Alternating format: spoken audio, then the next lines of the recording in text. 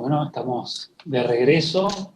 En esta oportunidad vamos a estar junto a Miguel Ángel Petreca y Santiago Venturini en la conversación, y va a coordinar Mariana Dicio esta mesa que hemos titulado Las traducciones de Juan L. Ortiz.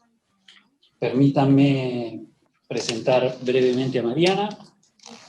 Mariana Dicio es profesora de literatura latinoamericana en la Universidad París III. Trabaja sobre poesía latinoamericana contemporánea y génesis de escritura.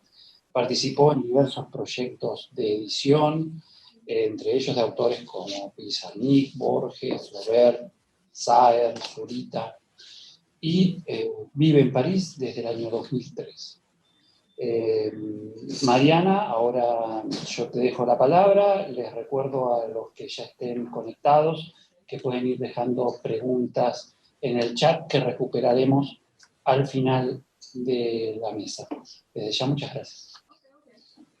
Bueno, muchísimas gracias por la presentación, sobre todo muchísimas gracias por la invitación a presentar a dos poetas y queridos amigos que han trabajado magníficamente sobre la traducción en Juan L. Y bueno, entonces esta mesa va a ser efectivamente sobre la traducción en Juan L. En la presentación al principio de la jornada, Osvaldo Aguirre hablaba de un archivo que se va expandiendo, ¿no? Y papeles que empiezan a surgir, y me parece que parte de esa expansión del archivo es también empezar de a poco a incluir las traducciones. Entonces le voy a dar primero la palabra a Santiago Venturini, que va a trabajar o va a presentarnos el rol que va a tener la traducción en general en Juan L. y algunas traducciones en particular, y después Miguel Ángel Petreca va a trabajar específicamente sobre las traducciones chinas. Santiago Venturini entonces es poeta, trabaja como profesor de la carrera de Letras de la Facultad de Humanidades y Ciencias de la Universidad Nacional del Litoral, y como investigador en el CONICET. Sus temas de investigación se relacionan con la traducción literaria, y me permito, aunque él no me lo deje o no sé, me permito también citar sus libros de poesía: El Espectador en 2012, en Gog y Magog, Vida de un gemelo del 2014 y En la colonia agrícola del 2016, estas dos en Iván Rosado, y Un año sentimental en el año 2009, publicado por Caleta Olivia. Le doy entonces la palabra a Santiago para que presente su trabajo sobre Juan L. Bueno, muchas gracias Marian, para mí, por esta presentación. Y bueno, para mí es un gusto compartir la mesa con vos y con Miguel Ángel, que ya que estamos hablando de poesía, Miguel Ángel es un poeta que admiro un montón y además fue editor de uno de mis libros, así que bueno, para mí es un gusto estar compartiendo esta mesa. También fue un gusto colaborar en la nueva edición de la obra completa de Juan L. Ortiz. En el trabajo que escribí para el segundo tomo me centré un poco en la figura de Juan L. como traductor, es decir, rastreé algunas ideas sobre la traducción que estaban dispersas en las entrevistas o también en otros textos, la correspondencia, por ejemplo, pero también me interesaba leer algunas de sus traducciones, tanto inéditas como publicadas. Creo que la traducción, bueno, muchas de esas traducciones además dejaron de ser inéditas porque una gran novedad de esta nueva edición es que ofrece para los lectores muchas de esas traducciones que no estaban publicadas, así que eso es una alegría también. Creo que la traducción es una entrada muy interesante al proyecto poético de Ortiz, porque está conectada, en principio, para mí, a esa idea de la universalidad, digamos, de lo universal como un valor que me parece que es muy importante en la poesía de Ortiz. Y Ortiz habla a menudo, en muchas entrevistas y también en las cartas, de la importancia que tuvo en su formación como poeta la poesía universal, así la llama. Incluso en una entrevista dice: yo, antes de citar a Darío, conocí a Lipo de la dinastía Tang. Entonces eso me parece que era como una entrada interesante para pensar también desde ahí la poesía de Juan L., digamos. Digamos que la traducción aparece como una vía de acceso a lo universal, una práctica que logra como mostrar algunos de sus fragmentos a través de una forma también fragmentaria a la que Ortiz recurre, que es la de la antología. Es decir, veía que en Ortiz la traducción aparece como un recurso, es un ejercicio que permite acceder al patrimonio de esa literatura mundial, pero también permite crear ese patrimonio. La literatura universal, perdón, es algo que se crea. Por eso me parecía interesante marcar el rol que tuvo Juan L. no solo como traductor, sino más bien como un importador, es decir, alguien que no solo traduce, sino que construye un marco de lectura para lo que va a traducir. Y esto es algo que Alfredo Beiravé ya había notado en ese estudio pionero que publica en la revista Universidad de esta ciudad en 1965. Para Beiravé, Ortiz lo define así como el introductor en el núcleo de los escritores del litoral, utiliza exactamente esos términos, de voces como las de Boronca, Ezra Pound, Ungaretti, Reverdy, Eluard, entre otros autores. También notaba cuando investigaba este tema, porque yo no soy experto en Juan L. Ortiz y me supuso, bueno, ponerme a estudiar para colaborar en la edición, si bien es un poeta que leo, es diferente hacer un trabajo para una edición. Veía que Ortiz hizo de la traducción un ejercicio muy frecuente, y sobre todo luego de lo que él llamaba su trasplante a Paraná. En los años 44 y 45 son como el momento más fuerte, digamos, más intenso de la actividad como traductor. Y varias de esas traducciones, se publicaban en la prensa, sobre todo en el Diario de Paraná, donde Ortiz tenía una columna que firmaba con un seudónimo, a veces Alberto Díaz, a veces A. Díaz, y ahí aparecen muchos escritores, entre ellos Marie Colmont, aparece Aragón, aparecen Paul Eluard, Jean Cassou, entre otros. El francés, que es esa lengua de cultura, como la denominó una vez Nicolás Rosa, o sea, fue central para las lecturas de Ortiz, pero también se introdujo, como sabemos, en su escritura. O sea, la mayor parte de los préstamos, hay muchos, los más numerosos de su poesía son franceses, y esto es algo que notaba ya en su trabajo Daniel García Helder. En cuanto a la práctica concreta de la traducción, el francés fue la posibilidad misma de la traducción para Ortiz, aunque no solo, o sea, también hubo otras formas de traducción, y los poemas chinos, y el trabajo que hace Miguel Ángel en la edición muestra muy bien eso. Si la cultura francesa actuó en Argentina durante décadas como una especie de cultura relevo, y acá retomo un término de Wilson, es decir, una cultura que mediaba lo que se traducía y lo que no se traducía, en el caso de Ortiz, el francés fue como una lengua relevo que permitió incluso la traducción de autores no francófonos, como por ejemplo Yanis Ritsos, para dar un ejemplo. Es cierto que las traducciones de Juan L. tienen como una condición incierta frente a la obra poética, es decir, frente al enorme proyecto, y ese enorme y minucioso proyecto en el Aura del Sauce, las traducciones tienen un lugar diferente. Algunas están dispersas en diarios y revistas, otras se publicaron en libros, otras son inhallables, o incluso su existencia es un supuesto, se supone que están. O sea, si tomamos el caso, por ejemplo, de Luis Aragón, podemos ver esto. O sea, mientras el poeta afirma que tradujo varios libros de Luis Aragón, dice, con un amigo de acá, Rubén Turi, solo se conocen, además de su traducción de Los Hermosos Barrios, para la editorial Futuro, algunos textos que se publicaron en la prensa y un par de traducciones breves que permanecen inéditas. Por eso me parece importante, y lo digo en el trabajo, me parece importante pensar dentro de lo que Sergio Delgado denomina el archivo Ortiz, en el lugar de las traducciones, es decir, en ese archivo de las traducciones de Juan L. Ese archivo está actualmente en proceso de conformación, como lo demostró el hallazgo reciente, por suerte un hallazgo que se dio antes de la publicación de esta nueva edición, de 4 carpetas con traducciones mecanografiadas y algunas con correcciones manuscritas hechas por el poeta. Voy a mostrar, si se puede, unas imágenes de una de las carpetas. Esta es la segunda carpeta donde hay traducciones de la poesía común de Iliad Boronca. A ver si se puede ver. Sí, ahora. ¿Se ve? Ah, yo no lo veo, perdón. Ahí estamos. Bueno. De todos modos era para mostrar un poco los folios, y en algunos se ven incluso las correcciones que hacía el poeta. Me interesa entonces, después de esta introducción, digamos, comentar muy brevemente 2 direcciones que toma la traducción en Juan L. Ortiz. O mejor dicho, podríamos llamarlos 2 focos. Uno está relacionado con los escritores de la Resistencia francesa, y el otro con la creación de una especie de internacional poética, que es lo que yo, digamos, trabajo en el artículo que escribí para la edición. En relación con el primero de esos focos, en mi trabajo intenté reflexionar un poco sobre las traducciones de Juan L. Ortiz que publicó en la editorial Futuro, que es una editorial muy cercana al Partido Comunista, fundada por Raúl Larra en 1944, y las 3 novelas, ¿por qué me centraba en eso? Porque las 3 novelas que traduce Ortiz para Futuro son lo más voluminoso de su labor traductora. Ahí aparecen Las masacres de París, de Jean Cassou, Legión de Jean Cassou y también Los hermosos barrios de Aragón. Se trata de encargos de traducción, al menos en el caso de Legión, y en esto sigo también unas investigaciones muy rigurosas que me sirvieron mucho, que son las de Agustín Alzari. Se trata de encargos de traducción por parte de la agrupación de intelectuales, artistas, periodistas y escritores, la IAPE, fundada en 1935 como un órgano para la lucha antifascista. Entonces, yo veía que Ortiz hacía de la traducción una vía, no solo para poner en circulación autores de la cultura europea, no solo igual, pero en este caso, sobre todo francesa, pero también a escritores activos en la lucha contra el fascismo. Aragón y Cassou, como se sabe, son dos de los nombres más relevantes de esa lucha. Me detengo brevemente en Jean Cassou.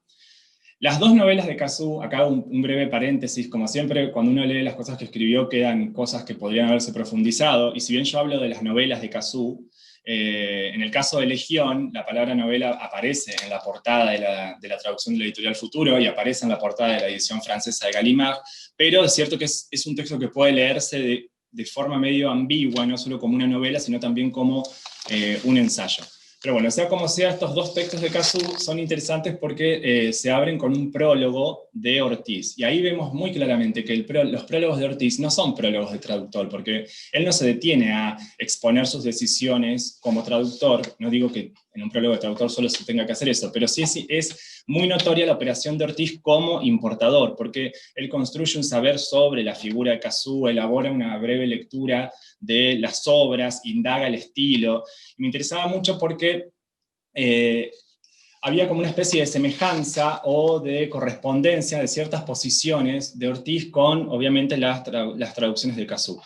En el prólogo de Legión es casi como gracioso porque Juan L. Ortiz comienza dando por muerto a Cassou. Dice, en realidad le mataron los nazis, perdimos a uno. Y al final del prólogo pone una nota y dice, no, al final Cassou está vivo, así que nos tenemos que alegrar porque está bien, así que podemos seguir contando con un gran escritor como él. Pero lo que me interesaba era cómo Juan L. Ortiz piensa la escritura, al menos en estos paratextos, digamos, como una empresa que es al mismo tiempo estética, pero también moral. Entonces Cassou es el humanista de la más clara estirpe, un luchador antifascista noblemente armado, un hombre que hizo suyos los sufrimientos y aspiraciones de sus hermanos más humildes. Estas definiciones tienen como un claro alcance moral y refuerzan una continuidad entre los valores, digamos, éticos del escritor y su propia escritura. Algo que se ve también muy bien en el prólogo que hace para las masacres de París, que es una novela sobre la Comuna de París que consagró a Cassou como novelista, y es revelador ese prólogo en relación con una problemática que también concierne a la crítica de la poesía ortiziana, que es uno de los problemas. Las masacres de París se publican en gran formato por la editorial Futuro con una portada sensacionalista. Ahí sí podemos poner la foto de la portada para que vean. Es una portada sensacionalista que en cierta forma delata esas prácticas de las editoriales populares que proliferaron en esa época y que hacían del diseño, digamos, de ese diseño de portada, un recurso tan fundamental como excesivo, digamos, para atraer la atención del público. Se está viendo la portada, ¿no? Genial.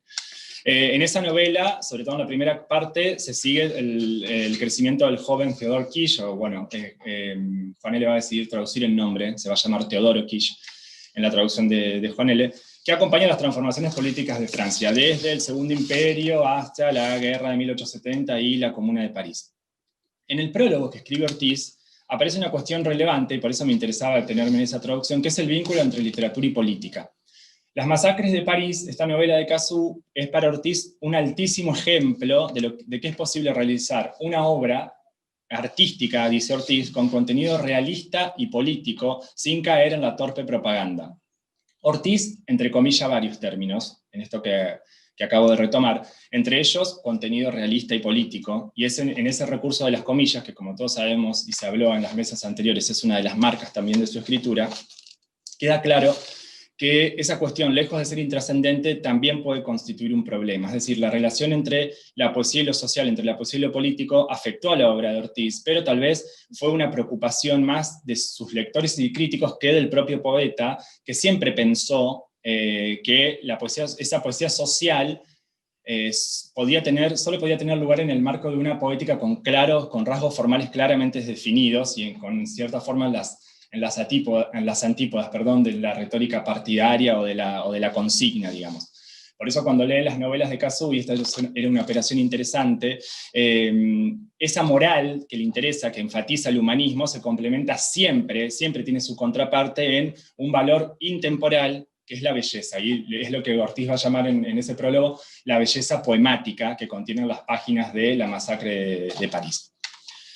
El segundo foco que me interesaba, después de este breve, obviamente no estoy recuperando el trabajo, pero lo hago de modo muy sintético y haciendo algunos otros comentarios. El segundo foco se relacionaba con algo que mencioné al comienzo, y que es el modo en que la poesía universal va a tomar forma a través del ejercicio de la traducción en Ortiz.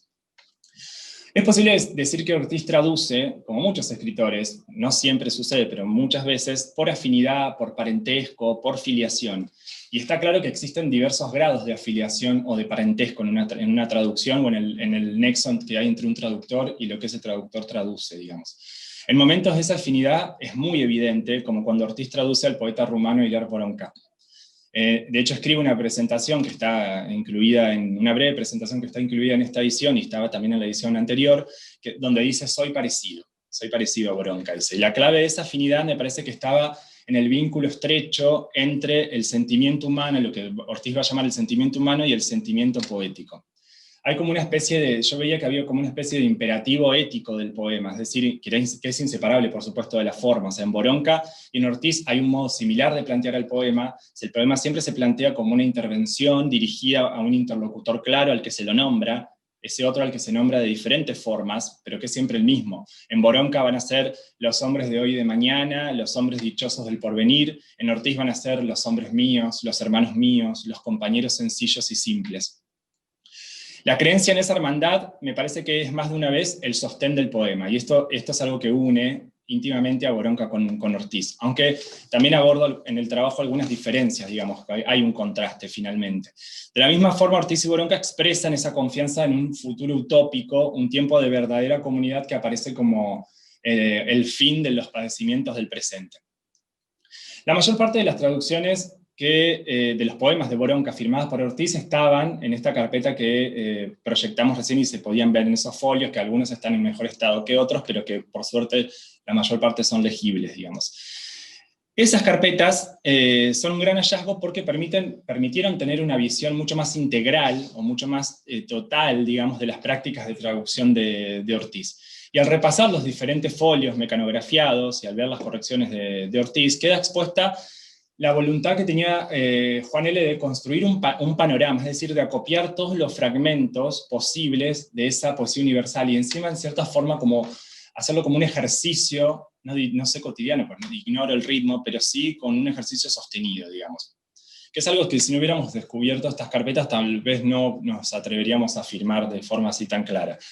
Pero en esta colección, en estos folios, vemos que hay una colección que se expande hacia diferentes épocas y dominios geográficos. Y es interesante que Juan L. se toma el trabajo de mencionar al pie de cada traducción el origen del poeta, o sea, el nombre del poeta y el origen. Entonces aparece un poeta ucraniano del siglo pasado, un poeta polaco moderno, son definiciones que además, menciones que además definen lo que se lee, ¿no es cierto? Un poeta polaco moderno, un poeta romano, un poeta estadounidense, una poeta bengalí, una poeta de Costa de Marfil, un poeta libanés actual, digamos. Todas esas menciones están al pie de las traducciones que se incluyen en estos folios. Ahora bien, me parecía que esa es como una primera evidencia, digamos, o sea, ver cómo Ortiz construye ese panorama para exponer la diversidad de lo universal. Eso es algo que se puede decir, pero me parece que hay otra operación mucho más fuerte en esas traducciones, y es que Ortiz no traduce para exponer la diversidad de lo universal, sino más bien para exponer la unidad de lo universal. O sea, si el acto de traducir es relevante, es por la apertura que posibilita y por ser una vía privilegiada para vislumbrar esa unidad relacionada, y acá cito algo de Ortiz de otro texto, que es la voz interior que está en todo y en todos los hombres. Al igual que la poesía, entonces, la traducción puede ser pensada como una forma de corroborar esa unidad, esa gran unidad en la que nos une a todos. Esa atención a la unidad, que es la unidad entre los hombres, pero también la secreta unidad entre las cosas del mundo, va a decir Ortiz en otro texto, la unidad con la tierra y el hombre, que constituye una especie de obsesión ortiziana, se manifiesta en este corpus de traducciones por la elección de poetas que se agrupan bajo una misma figura. Yo notaba que había como una constante en estos nombres de poetas, porque son poetas que poseen una visión de mundo, y me apropio de términos de Ortiz, No solo humanística, dice Ortiz en una de las entrevistas, ni filosófico-religiosa, sino también política. Poetas que piensan la poesía como un compromiso, no en términos partidarios, o no solo en términos partidarios, sino en el término en que Ortiz, que pensaba que ese término ya no tenía que definirse más, lo define cuando se le preguntan en una entrevista y dice: compromiso es la tendencia o conciencia actuante del momento en que se vive. Es decir, los poetas que traduce Ortiz, digamos, tienen este sentido social y escriben contra las injusticias milenarias. Ahí estoy apropiándome de otra expresión. En este sentido, entonces, son importantes esas menciones, esas breves notas, las breves notas que Ortiz va a incluir a veces al pie de las traducciones o antes de sus traducciones. Por ejemplo, para dar un ejemplo rápido, cuando traduce un poeta norteamericano a Walter Lowenfeld, incluye una descripción y dice: poeta norteamericano actual, objeto también de la casa de brujos. Es decir, Lowenfeld, que era miembro del Partido Comunista, había sido llevado a juicio en 1953, acusado de conspiración por el gobierno de Estados Unidos. Cuando traduce otros de sus sonetos, indica: soneto con que Walter Lowenfeld termina su declaración en el juicio que se le siguió en su país por delito de opinión. Me parecía que estas glosas, lejos de ser gratuitas o de ser, digamos, anecdóticas, eran muy importantes porque le dan al poema que se va a leer otro alcance. En cierta forma destacan la densidad de la experiencia del que está hecho un poema, digamos, y se conecta con esta cuestión, digamos, que antes mencionaba, de un sentimiento social que va siempre de la mano, nunca disociado del sentimiento poético. Entonces, en los folios de Ortiz se suceden poetas rumanos, polacos, ucranianos, que están inmersos en diferentes coyunturas nacionales, pero que frente a una adversidad y a un adversario en común, digamos, hacen de la poesía una forma de reivindicar la libertad. Entonces, por eso pensaba que es como si Ortiz se hubiera propuesto o ensayado la creación a través de estas traducciones sueltas, digamos, de una internacional poética.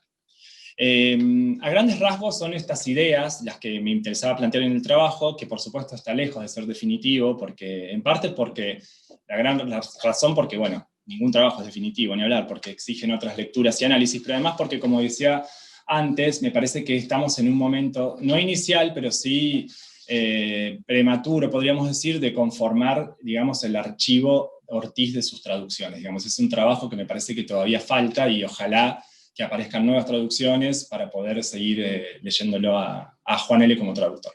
Así que bueno, gracias.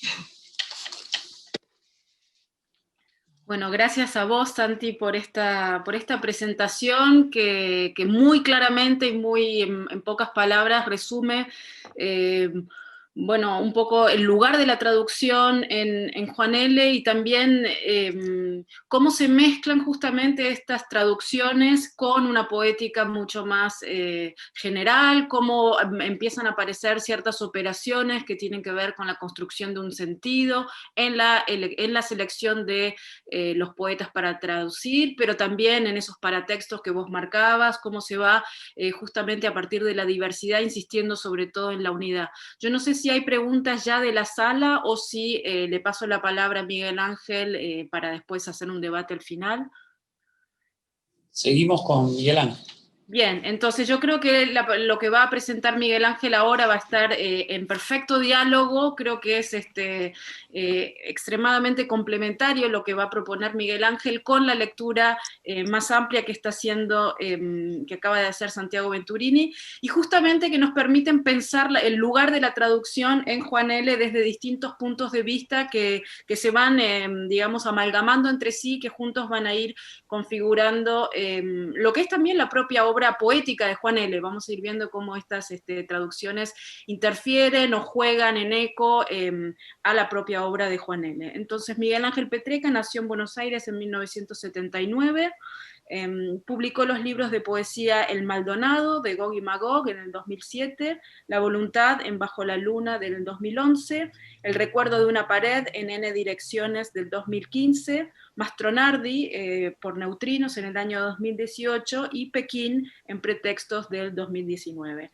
Es también un traductor especializado en literatura china, flamante doctor en literatura china por el prestigiosísimo Instituto Nacional de Lenguas y Civilizaciones Orientales, el INALCO, y ha publicado bueno, muchas traducciones del chino, Un país mental, 100 poemas chinos contemporáneos en Gog y Magog, y Después de Mao, narrativa china de hoy, en Adriana Hidalgo, entre otras cosas. Veo que está haciéndome gestos para que deje de presentarlo así que, bueno, simplemente quería mencionarlo porque justamente me parece que en lo que nos va a presentar ahora está también el conocimiento de alguien que tiene un trabajo, por un lado como poeta y por otro lado con traductor con la lengua china, y me parece importante en ese sentido destacarlo, aunque no quiera por timidez o lo que sea, porque me parece que está permanentemente por debajo de la reflexión de Miguel Ángel, a quien le doy la palabra inmediatamente.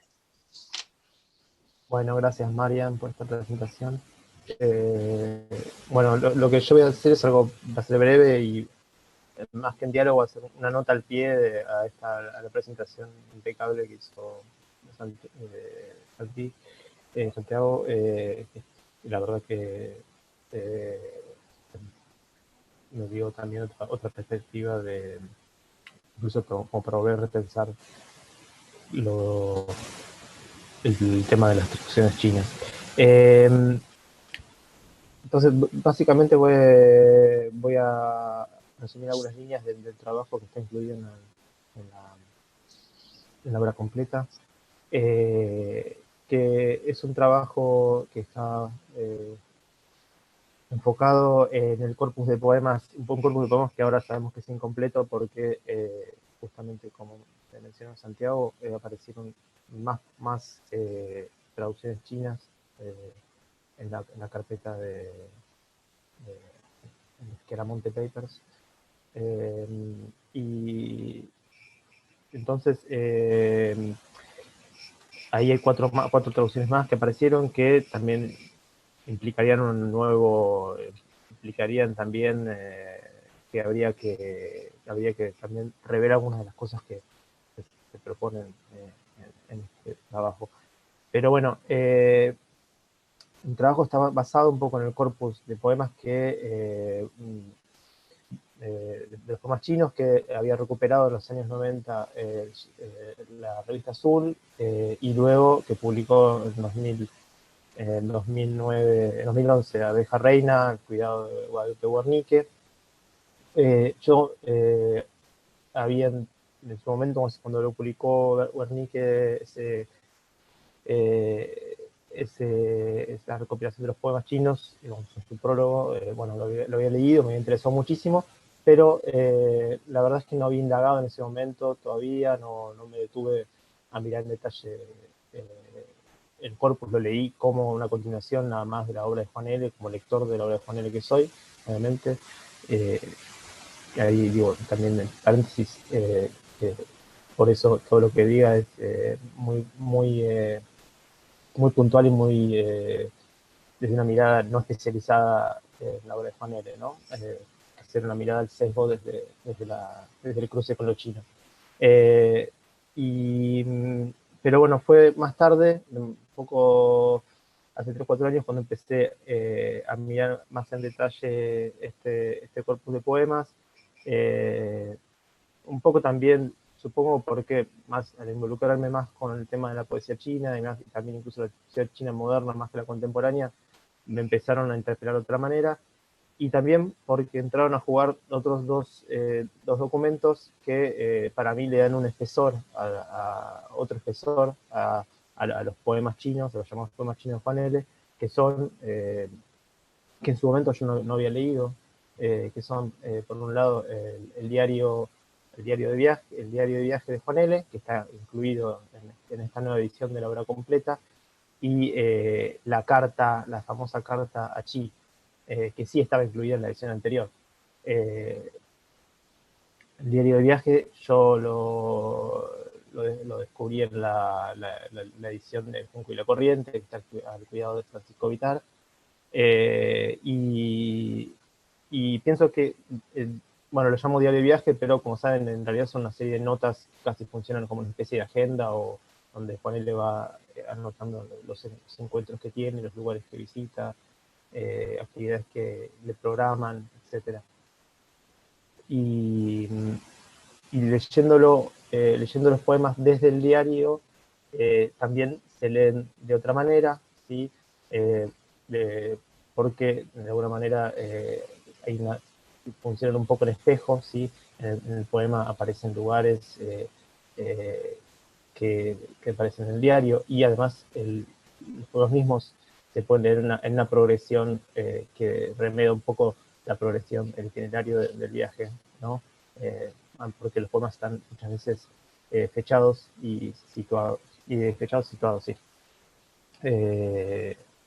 Bueno, el caso uno de los casos más claros es el poema Bienvenidos de Sahou, así está escrito por Juan L. Sahou, que está fechado el 18 de octubre de 1957 en la ciudad de Nanjing. Y bueno, justamente en el diario de viaje, las notas de viaje, vemos que Juan L. estaba en Nanjing en ese momento, ¿sí? Y esto es una cuestión muy importante y que se relaciona también con el otro documento en cuestión, que es la carta Achi, que es una carta que tiene varios elementos importantes, varios elementos, todavía incluso preguntas que genera, que están totalmente abiertas, que cosas que habría que todavía ver si se pueden de alguna manera rescatar. Pero esa carta, por un lado, lo primero que llama la atención es que está escrita en castellano. Quiere decir que eso ya nos indica que, bueno, puede parecer novedad, pero digamos, quiere decir que la experiencia china de Juan L. Involucró en una medida importante el castellano, ¿sí? Digamos, no solo podemos pensar que la otra lengua que puede haber involucrado esa experiencia es el francés, pero el castellano evidentemente también lo acompañó, o fue la lengua con la que interactuó en China. También en esa carta, bueno, justamente también se cruza con los poemas, porque se menciona en esa carta a uno de los poetas que aparecen traducidos por Juan L. ¿Sí? Y aparecen otros nombres. A uno de esos nombres a su vez se cruzan con el diario de viaje. O sea que esas tres cosas están absolutamente, digamos, se puede hacer una lectura de las tres, tratar de armar como un rompecabezas entre estas tres piezas. Un rompecabezas que además que nos faltan un montón de piezas en realidad, porque hay cosas que no sabemos sobre muchos de los nombres, no sabemos quiénes son, no sabemos, bueno, eso lo dejo ahí. Y bueno, y justamente el tema del castellano también lleva a pensar que quién podía ser ese chi, y en realidad uno tiende a pensar que la persona que podía tener un dominio castellano en ese momento en China, ¿sí? Que podía haber tenido contacto con Juan L., básicamente es un intérprete. Ahora, intérpretes en ese momento en China, ¿sí? Digamos, tampoco es que intérpretes de español, tampoco es que podía haber tanto, ¿sí? La primera carrera de español se había abierto en la Universidad de la Peiyuan, ¿sí? En Pekín, se había abierto en 1953, o sea que en 1957 es el momento en que egresa la primera camada de estudiantes de español, la primera camada, de algunos de los cuales van a ser intérpretes, no todos, y entonces uno mirando la lista de esos egresados, ¿sí? Unos 20 nombres, tenía ya la posibilidad de imaginar, digamos, seleccionar una lista de 3 nombres que podían ser los interlocutores que podían ser ese chi al que Juan L. le escribe. Entonces, eso por un lado. Y ese dato, bueno, además de que otro viajero también de ese momento, que es Bernardo Cordon, también en su libro un libro de viaje, donde relata su experiencia de viaje a China, que publica en ese momento también, un poco después, también le dedica bastante espacio a los intérpretes, lo cual también nos sugiere que, de hecho, estos escritores, poetas, incluso establecían una relación privilegiada con los intérpretes, ¿no? Porque pasaban con ellos, los acompañaban en todo el viaje, muchos de ellos también tenían inquietudes literarias, así que incluso podríamos decir que la relación más más estrecha la establecían con ellos. Pero a su vez la hipótesis de intérprete es, bueno, o se convierte en una hipótesis cuando uno lo cruza con ese tipo de poemas como el que yo mencioné antes, el de Sao, que es un poema que se cruza, que está situado y fechado en Nankín en el 18 de octubre, es decir, en la fecha en que, según el diario, Juan L. estuvo ahí, en esa ciudad. Es un poema que, por su temática, bienvenidos, ¿sí? Y por el hecho mismo de estar escrito en el momento mismo que Juan L. estaba ahí, nos sugiere que se trataría de un poema de circunstancia, en la tradición china, ¿no? De estos poemas que los letrados escribían en los banquetes y se recitaban, ¿sí? En señal de amistad. Con lo cual, si fue un poema que a Juan L. le ofrecieron, una especie de poema efímero de circunstancia, que a Juan L. le ofrecieron en ese momento, o le escribieron, ¿sí?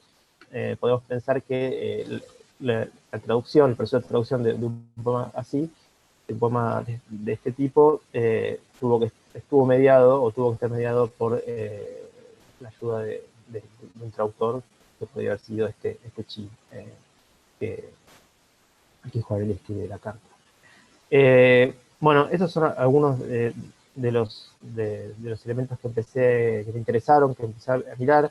Después también otra cosa que por lo que empecé, y que era como el trabajo de base, es también mirar en detalle este corpus y un poco clasificar, deslindar un poco quién era quién, porque creo que tal vez en línea con lo que dice Santiago, una de las cosas más importantes es Juan es la selección, ¿no? ¿Por qué elige a quienes elige? Y es eso que tal vez también vuelve el corpus de Juan L. bastante particular. Por ejemplo, con respecto a otras antologías de poesía china de la época, ¿no? Digamos, Juan L. no traduce poetas clásicos, por ejemplo, o por lo menos no en los papeles que tenemos, tal vez un día algo de eso aparecerá.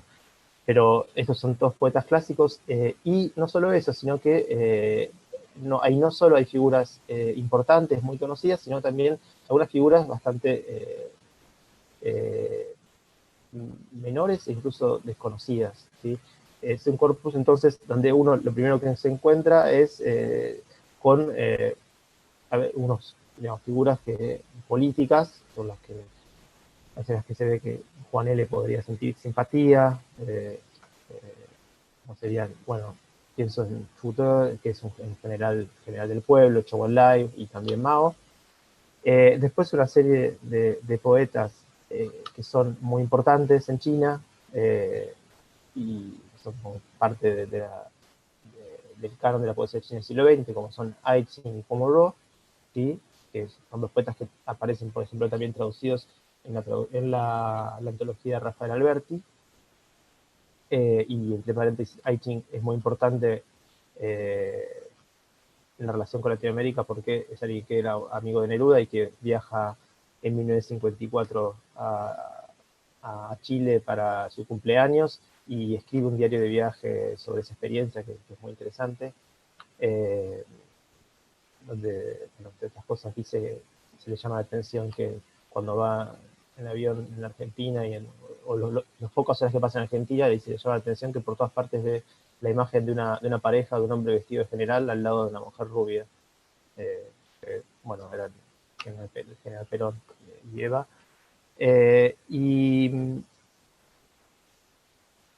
Y después un tercer grupo que sería estas figuras como son Xiao San, Xiao Yaqin, que son figuras que son escritores relativamente menores, relativamente olvidados, con diferentes grados de olvido, y que forman parte de la estructura de enlace con los escritores que visitaban China.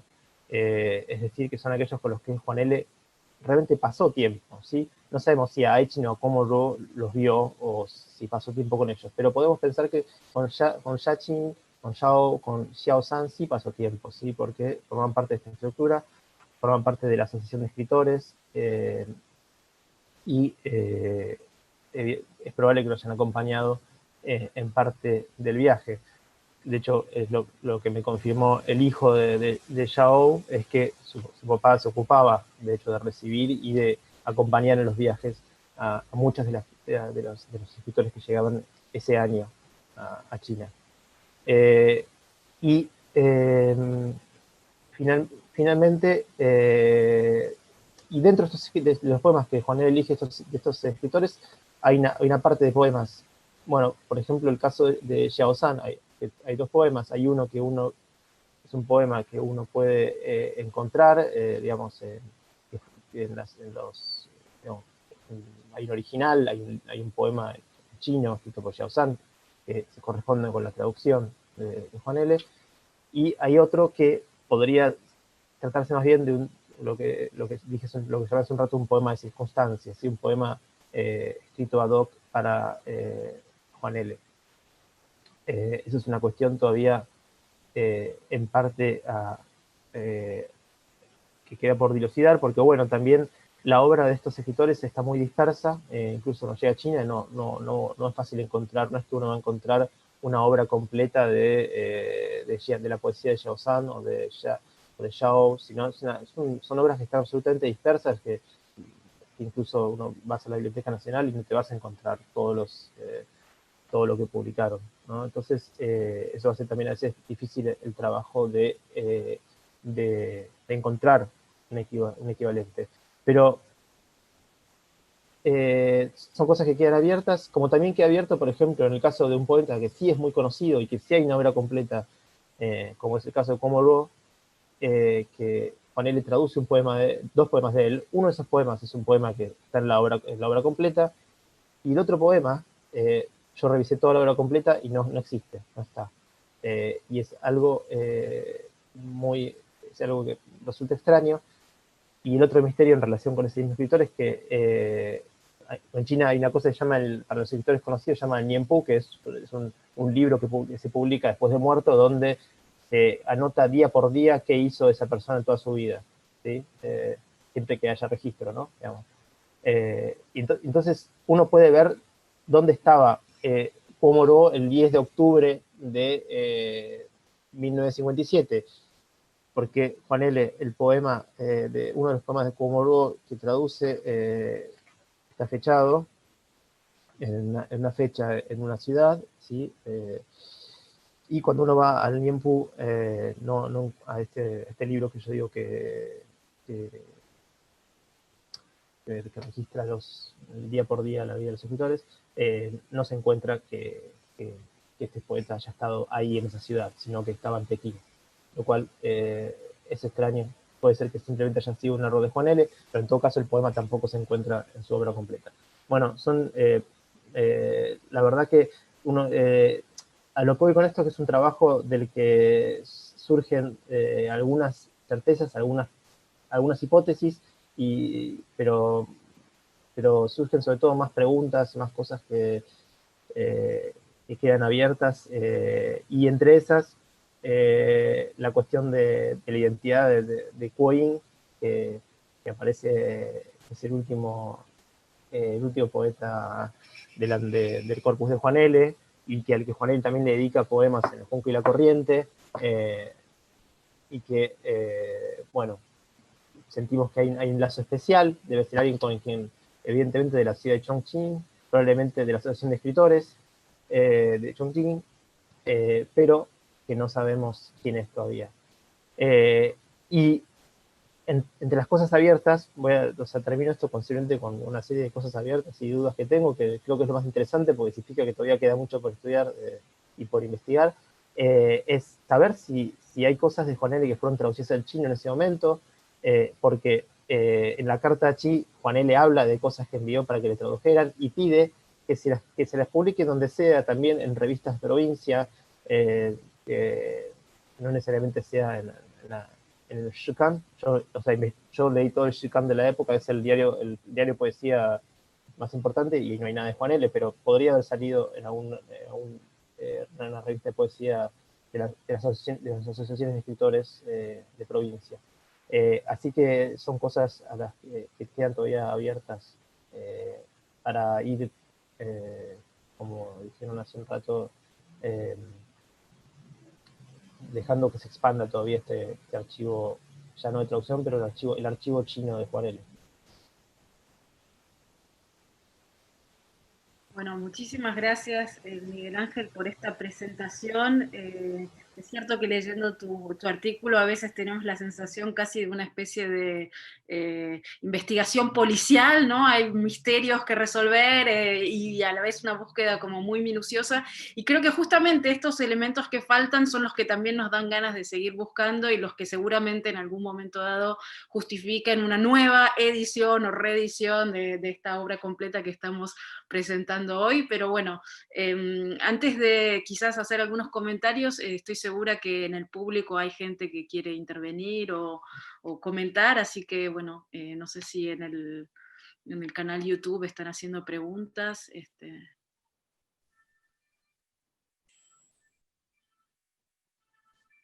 No sé si hay preguntas de la sala. En el chat, no sé si... A ver... Bueno, mientras van buscando, yo quizás algo que me llama bastante la atención es, estas prácticas de traducción. Entonces en Juan L. parecen, bueno, por un lado un ejercicio, ¿no? Un ejercicio con la lengua, pero también un modo de ir construyendo o reafirmando el proyecto estético como en filigrana, por un lado, a partir de esa selección, a partir de un trabajo quizás también más específico con la lengua. En algunos momentos, bueno, Miguel Ángel, en tu artículo mostrás muy claramente cómo él va traduciendo ciertos ideogramas y en el fondo también, bueno, agregando algunas cosas, ¿no? Si entendí bien, bueno, que son como parte de su propio proyecto. Y también en alguna medida nos permiten ir a nosotros, en tanto lectores o críticos, ir construyendo o reconstruyendo esa constelación o ese archipiélago de lecturas y de diálogos, ¿no? Que va teniendo Juan L. En distintas... con distintas geografías, con distintas latitudes, con distintos idiomas. Y esto también es interesante. Hablaba Sergio al principio, y también Dobry decían, bueno, no es un autor provincial, ¿no? Me parece interesante justamente que también se marca esa no provincialidad o esa universalidad a partir también de estas lecturas que aparecen en las traducciones, ¿no? No sé si quieren comentar o si hay más comentarios de la sala. Sí, bueno, yo lo que puedo decir es que sí, obviamente totalmente de acuerdo con lo que dice Mariana, y bueno, en el trabajo pienso un poco también esa imagen tan fácil del poeta, así exiliado en el paisaje de Entre Ríos y mirando el río. En realidad Juan L. estaba como hiperactualizado en relación con las publicaciones de revistas o publicaciones periódicas, y es algo que en esta nueva edición se puede advertir, por ejemplo, en la selección de la correspondencia con César Tiempo o en la correspondencia con Emma Barrandegui, donde le pide, por ejemplo, los pedidos son como exorbitantes, que pasen por la librería Fray Mocho y le traigan, no sé, como 20 números de la Lettre Française que estaba leyendo de la revista, o está como todo el tiempo conectado, digamos, con lo que se está publicando, sabe lo que salió, las reseñas, digamos. O sea que eso me parece muy importante, y en el caso de la traducción, digamos, es fundamental, digamos. O sea, se tenía como una visión, no diría panorámica, pero sí bastante actualizada de lo que se estaba escribiendo, y bueno, me parece que el trabajo de traducción refleja eso. Ni hablar que además le interesaba todo tipo de literatura, pero cuando decía la cuestión del francés me pareció importante porque revisando, por ejemplo, los folios de estas carpetas que aparece en varios folios donde hay poetas vietnamitas traducidos, pero en realidad lo que hace Juan L. es tomar un número de la revista Europa en francés y traducir parte.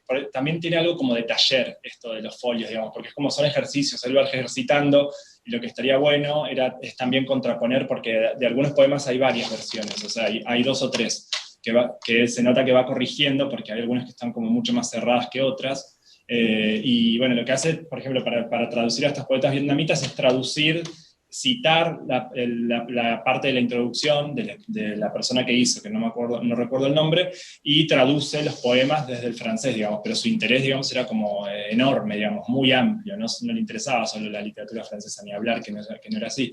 Ya esto es una obviedad lo que estoy diciendo, pero el francés le posibilitaba, digamos, acceder también a otras literaturas.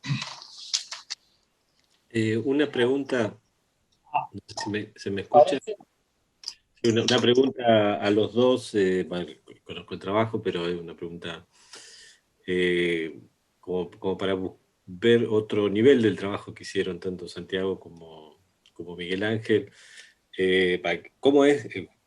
Está claro la cuestión programática, está clara la cuestión cultural, que significa, por un lado, programática, que decía Santiago, la relación con ciertos poetas de izquierda y etcétera, en contextos particulares, y lo que decía Miguel Ángel, lo que significa, digamos, Juanel en China, traducir, acompañar una delegación del Partido Comunista y en ese contexto, y además traducir a ciertos autores contemporáneos y no los clásicos, etcétera.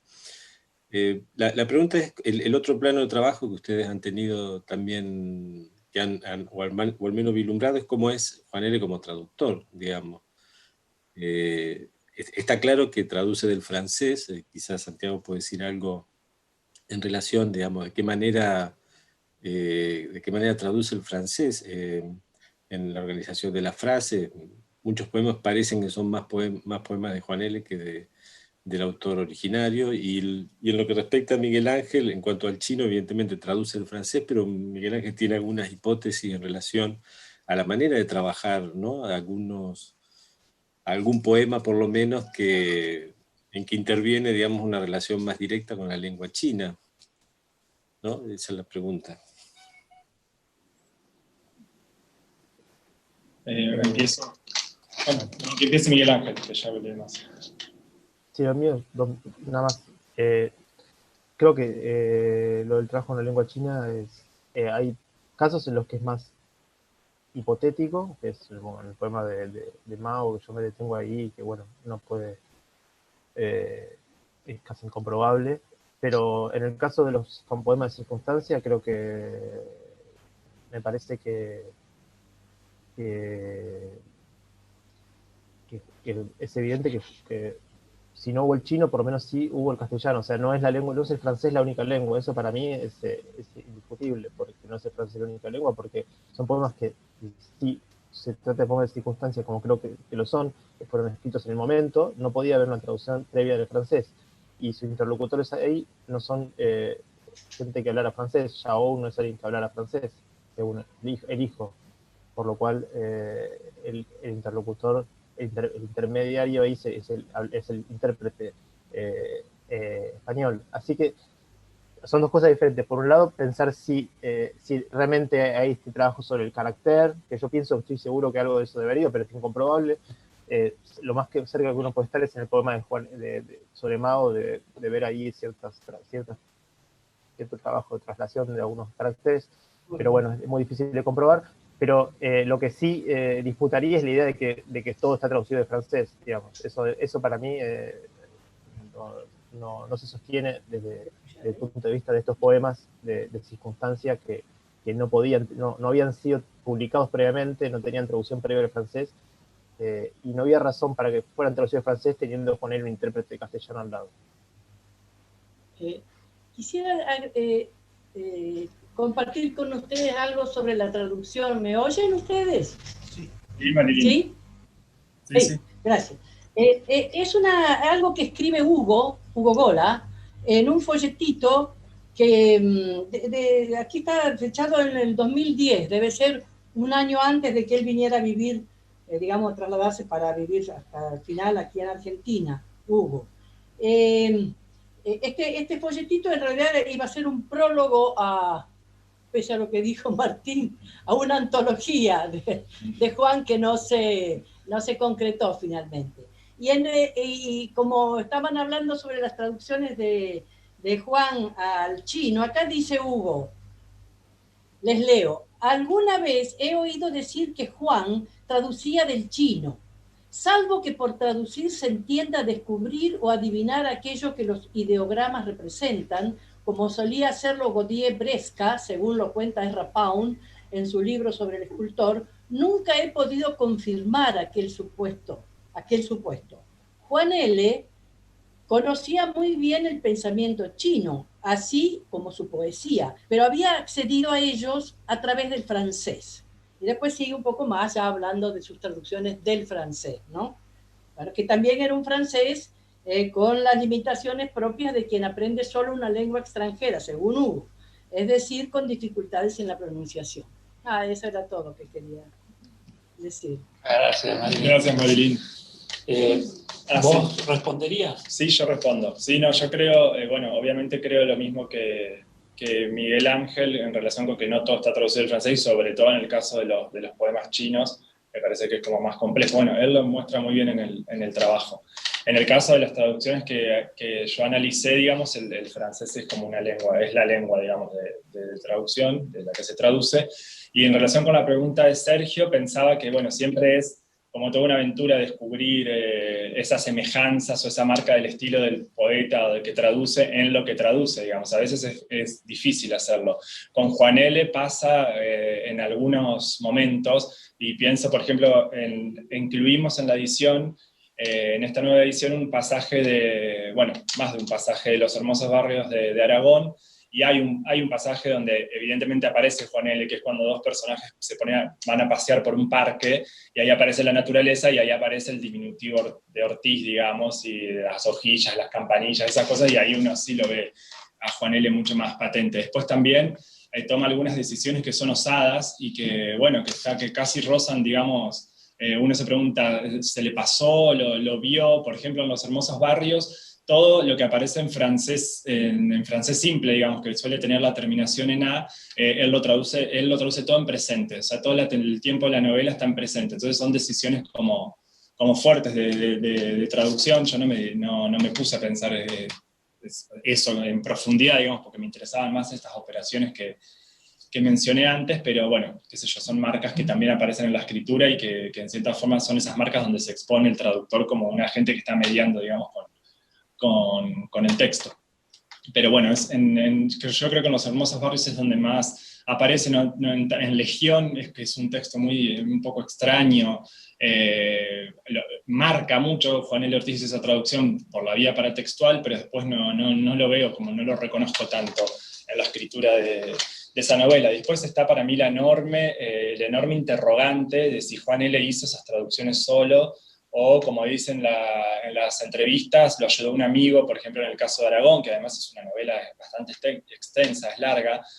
No digo que no hubiera podido hacerlo, pero sí esta cuestión colaborativa que para mí que me intriga un montón, porque eso cambiaría también las cosas, y habría otra persona involucrada en la realización de las traducciones, como él lo dice, él mismo lo dice. Así que bueno, eso creo, como dice Miguel Ángel, queda mucho por investigar y por aclarar, y creo que esto es como un punto de partida recién, digamos. O sea, vamos a seguir indagando estas cuestiones. ¿Puedo agregar una cosita más? Agregar una cosa más respondiendo a lo de Sergio. No, simplemente una cosa que creo que hay dos operaciones que hace Juan L. O sea, hay dos tipos de poemas, dos tipos de traducciones. Unas en las que es muy literal, y otras en las que se toman muchísimas libertades. Es bastante extremo, digamos. Dentro de las que podemos encontrar un original, ¿no? Digamos, el caso de la traducción de Xiao San es absolutamente bastante literal, digamos, sigue el original de una manera, toma decisiones, pero uno encuentra el original. Y en el caso de la de Mao hay bastante libertad, y en el caso de la de Aichin directamente mezcla dos poemas. Es como, bueno, o sea que hay ahí unas operaciones de transformación bastante interesantes. Eso no es. Leo un comentario para Santiago Venturini. Gracias por tu presentación, una mirada interesantísima sobre una actividad tal vez menos difundida de Juan L., una mirada sobre Juan L. lector. ¿Qué otra cosa es traducir sino una forma de leer? Felicitaciones. Es de Evangelina Franzot. Y en el chat voy con una pregunta para Miguel. Miguel Ángel, dice Graciela Villanueva, ¿no sería posible que Juan L. haya inventado a Coin? Te pregunto. Sí, puede ser que sea como una especie de alter ego, sí, qué sé yo. No, ahora tengo un candidato a Coin, pero está en veremos. Y después hay dos observaciones de Laura de Toledo. Podría comentar también sobre las traducciones de Juan L. a otras lenguas y si él tuvo también alguna experiencia de leer su obra en traducción. Creo que algunas cosas se dijeron, pero igual me parece que puede servir de disparador, ¿no? Digo, porque quizás quieran decir algo más. Y en otro mensaje dice su uso e incorporación tan natural del guaraní, que de hecho se comentó en la mesa anterior. ¿Qué pensaría Juan L. de su obra si fuera traducida al guaraní o a otras lenguas, por ejemplo, al chino? Bueno, son como preguntas como un poco que no se pueden responder. No, son interesantes, pero que es muy difícil de poder responder eso. Yo no sé, no tengo registros porque no estudié eso, no lo sé. El caso de la ex traducción de Juan L. Ortiz, digamos, cómo se lo tradujo y se lo leyó, la verdad yo desconozco eso. Pero lo del guaraní sí es muy interesante cómo se lo retomó en las mesas anteriores, pero bueno, sería como una decisión enorme por parte del traductor, que por suerte no voy a hacer yo. Así que te lavo las manos. No, pero el caso, respondo la cuestión del chino, Miguel Ángel me corregirá, había mucho interés de Juan L. de que se tradujera al chino, incluso en las cartas se ve, él escribe justamente para preguntarle qué pasó con esos poemas que quedaron allá, si se traducen, se publican, ¿no? Le dejó poemas, y en la carta dice que dejó poemas inéditos. O sea que incluso podría ser que hubiera poemas que no están en la obra completa, lo siento, Sergio, y que están en China. Así que la vas a tener que, si salen algún día, bueno. Vamos a organizar un viaje a China de la Universidad.